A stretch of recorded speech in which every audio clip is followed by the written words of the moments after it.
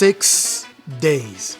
That's how long I've been carrying the all-new Apple iPhone Air, and the entire time I had that very familiar feeling I had when I first picked up my Galaxy S25 Edge, because I just love it when manufacturers take risks, and Apple is showing us that, you know, it is capable of that. They went super bold with this guy here. They didn't even bother assigning it a number because, as you know, this isn't the iPhone 17 Air, it's just iPhone Air. Also probably because it's, you know, just drastically different from what they typically do. Now, this thing is super thin and super light. It almost feels like a concept phone, right? It's so different, you know. Maybe, hear me out here, maybe this is paving the way for a potential iPhone Fold? Who knows? But anyways, in this review, I'm covering the great things and also the terrible things I've learned while using this phone over the past week or so. So let's go ahead and jump in. Let's start off simple. The price. This phone presents us with a, you know, futuristic look made up of, I don't know, titanium and ambition, right? And as you would imagine, that doesn't come cheap, especially not coming from Apple. This guy's gonna run you a cool $1,000. And that's not without any real compromises. But keep in mind that the design is actually the main selling point of this device here. Now, speaking of design, of course, we got to talk colors. You know, the colors for this phone are pretty interesting. Personally, I like the sky blue here, which is the one that I bought, although it leans more towards white than blue. And then of course you have your other choices depending on the type of colors that you like. The titanium frame here is polished to a mirror-like finish, you know, that just screams premium, and it looks beautiful. I like it. It looks very, very nice. But as you can imagine, it attracts a ton of fingerprints. Going around the phone here, all your usual buttons are there, you know, including the action button and also the camera control button. We have a USB Type-C port here at the bottom, and we only get one speaker with this phone here, you know. Also, that earpiece there doubles up as a, you know, loudspeaker. Not a full stereo sound and not super loud either, you know. It's easily noticeable that it's not that loud. You know, it's fine, unless you're looking for a phone that also doubles up as a jam machine. But otherwise, I think the sound is just okay. On the back here, we have the camera bump, and coming from the diabolically wobbly Z Fold 7, you know, caused by that camera bump, this is, you know, a nice change because the camera bump here feels well balanced. Overall, the iPhone Air has a very slick look to it. It feels very comfortable to hold in hands with pretty good grip. And again, I cannot stress enough how insanely thin and light this phone is. Just like the Galaxy S25 Edge, it doesn't feel real. You also have to give Apple props here for durability. You know, that titanium frame makes it very durable. I mean, Jerry Everything was not able to bend it, which is always a good thing. But at the same time, that titanium is not great for heat. And this is a nice segue into specs and performance here. Under the hood here, the iPhone Air runs the same A19 Pro chip with 12 gigs of RAM as the iPhone Pros, but no vapor chamber cooling. Pair that with that titanium frame, like I just mentioned, and that of course will trap more heat than the aluminum. And yes, you guessed it, throttling happens very quickly.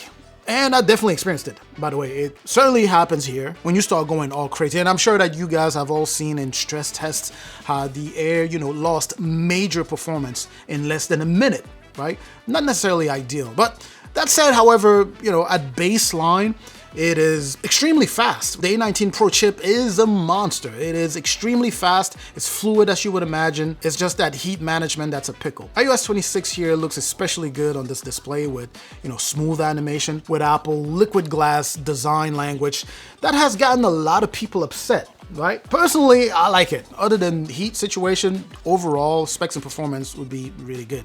Now let's go ahead and talk display. We're looking at a 6.5-inch OLED panel, 120 Hz refresh rate, you know, that pushes up to 3000 nits of peak brightness, along with super high PPI, by the way. So image quality is extremely sharp. And oh, here's another thing you're gonna like. The display here has an anti-glare coating. It's just perfect, you know, if you are under direct sunlight or if you are in a room that it has a lot of lights. you won't have any glare on your display. You get the always on display and all of the other things that you expect from, Apple flagship. Consuming entertainment here, it's just fantastic, right? Watching videos, movies, playing games, and all that good stuff. Both the beautiful display here and the specs really make for, great gaming user experience overall. Moving on to cameras here, and this is where, major compromises really do hit, right? On the back here, you can notice that we only have a single lens, right? So you have a 48 megapixel wide angle lens here. It's the same sensor the regular iPhone 17 has. Just a digital crop for 2x and digital zoom at up to 10x. In my tests, I found photos taken in good lighting to be very, very sharp, to be really, really good and colorful. And in low light settings, it does okay, I guess. And then if you start zooming in past 2x, yeah, especially at night, things just kind of fall apart from that point on.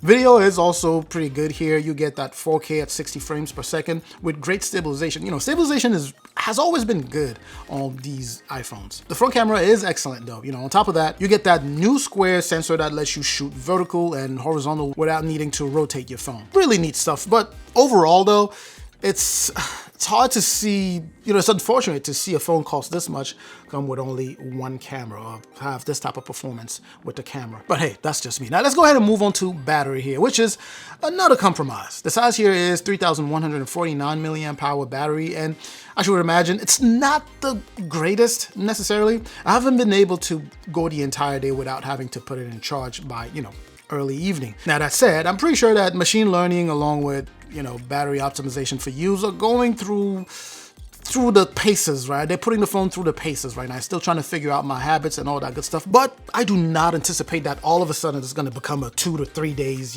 battery life type of thing. It's going to get better as, machine learning does its thing, but I don't expect for it to be mind-blowing, right? Now, this said, I'm going to say the same thing I said when reviewing the Galaxy S25 Edge. You should not be judging this phone with the same standard you judge, the same standards you judge the iPhone Pro, 17 Pro or the 17 Pro Max, right?